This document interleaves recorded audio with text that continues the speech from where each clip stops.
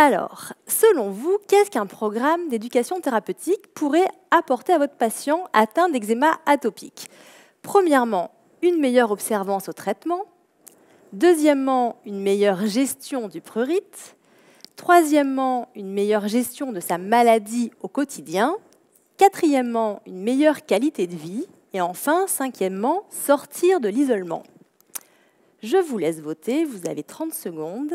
Donc finalement, je crois que toutes les réponses vous ont séduite et vous avez raison. L'éducation thérapeutique du patient, ça apporte tout ça. Ça permet d'améliorer l'observance, améliorer la gestion du prurite. On a des ateliers d'aide à la gestion du prurite avec des alternatives au grattage. Ça aide à gérer sa maladie, à améliorer la qualité de vie et puis aussi à sortir de l'isolement. Nous allons maintenant parler d'ateliers d'éducation thérapeutique. Alors la première fois qu'on propose à un patient un programme d'éducation thérapeutique, ça lui parle pas trop, même éventuellement il pense à quelque chose d'un petit peu scolaire. Alors il faut rassurer le patient, ce ne sont pas des cours magistraux, ce n'est pas du dressage, c'est pas non plus des séances de psychothérapie de groupe. Qu'est-ce que l'éducation thérapeutique? Alors moi, ce que je vous propose, au lieu de vous faire un topo sur l'éducation thérapeutique, c'est de vous emmener avec moi, un peu comme si j'avais une GoPro, et de vous faire participer à l'un de nos ateliers d'éducation thérapeutique à Marseille, et après on en reparle. À un mois, elle avait des plaques rouges et c'est vrai qu'elle se grattait beaucoup, enfin elle se tournait la tête, mais nous on l'a su très tard. On m'a dit que c'était des croûtes de lait, la pédiatre qui la voyait, donc du coup on n'a pas su de suite que c'était l'eczéma. Elle avait un mois, elle avait des soucis de peau, des sortes de plaques blanches qui se mettaient entre ses plis, les bras, les oreilles. Donc je suis allée voir le pédiatre. Il m'a appris qu'elle avait de l'eczéma, qu'elle avait des allergies, et voilà. La dermatite atopique, communément appelée eczéma, touche entre un enfant sur 5 et un enfant sur 6. Cette maladie de la peau se caractérise par des plaques rouges, rugueuses et qui démangent. Parfois, les plaques ont un retentissement sur la qualité de vie des enfants. Il est donc important de leur apprendre assez tôt à vivre avec. On propose à ces enfants qui ont soit un eczéma sévère, soit un eczéma particulièrement étendu, rebelle au traitement, ou des enfants qui ont un gros retentissement dans la vie de tous les jours de leur eczéma, ou des enfants qui ont un problème d'observance, qui ne font pas bien les soins, ou tout enfant qui a du mal à accepter sa maladie, des ateliers d'éducation thérapeutique. Ces ateliers d'éducation thérapeutique vont permettre à l'enfant d'améliorer sa qualité de vie. Par exemple, quand on a un eczéma qui est sévère, le but c'est diminuer l'intensité de l'eczéma, diminuer la fréquence des poussées, diminuer l'intensité des poussées pour que l'enfant puisse mieux vivre sa maladie au quotidien. Des ateliers d'éducation thérapeutique sont adaptés à toutes les tranches d'âge, bébés, enfants, adolescents, adultes. Les parents sont également invités à participer à des ateliers, seuls ou en présence des enfants. On propose des ateliers collectifs en fonction de l'âge. Donc on a des séances bébés où c'est beaucoup l'éducation thérapeutique des mamans dans ce cas-là, et des papas aussi, puisque les enfants, les bébés, ils ne comprennent pas encore.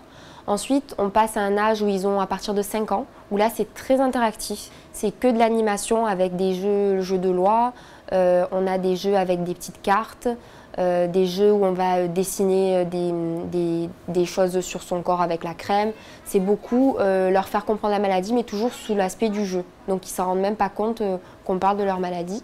Après, on va proposer des ateliers différents quand c'est des ados. Parce que là, les ados, déjà, les faire venir, c'est un peu plus difficile.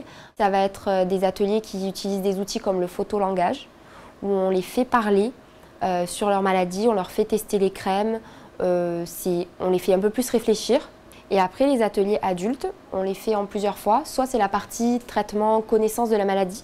Là, c'est des gens qui arrivent, ça fait 10 ans qu'ils ont de l'eczéma ou 20 ans, et ils ne savent toujours pas ce que c'est en fait.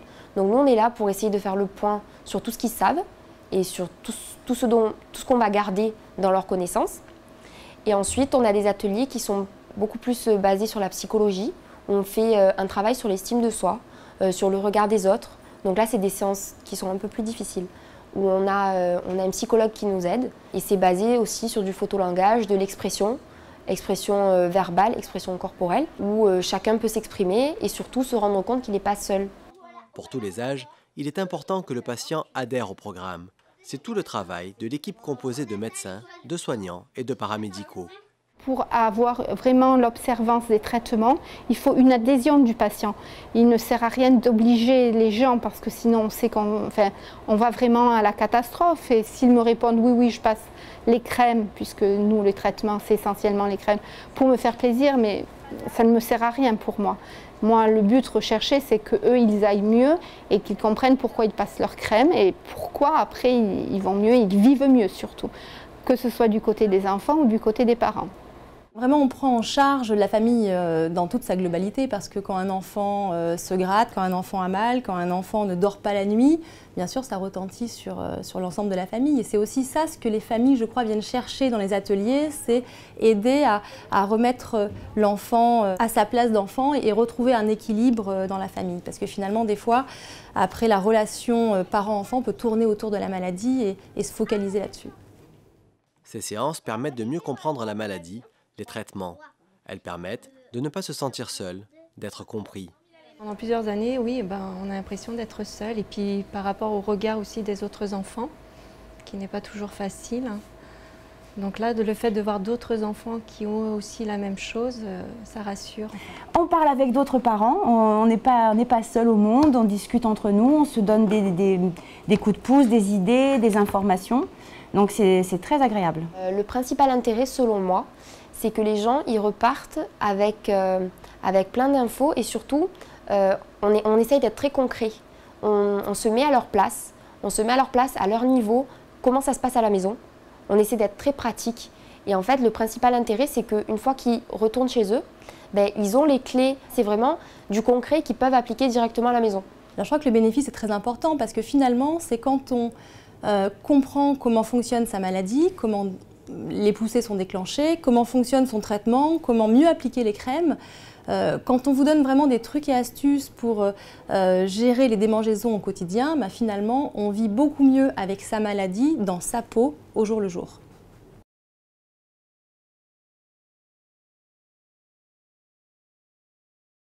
Vous pouvez retrouver cette vidéo sur YouTube, mais surtout, j'espère que maintenant, l'éducation thérapeutique du patient, c'est un peu plus concret pour vous et que du coup, maintenant, vous allez avoir envie d'adresser vos patients vers des ateliers d'éducation thérapeutique. Alors, comment les trouver? Vous pouvez aller sur le site de la Fondation de la dermatite atopique et vous voyez qu'il y a de nombreux ateliers en France pour pouvoir adresser vos patients.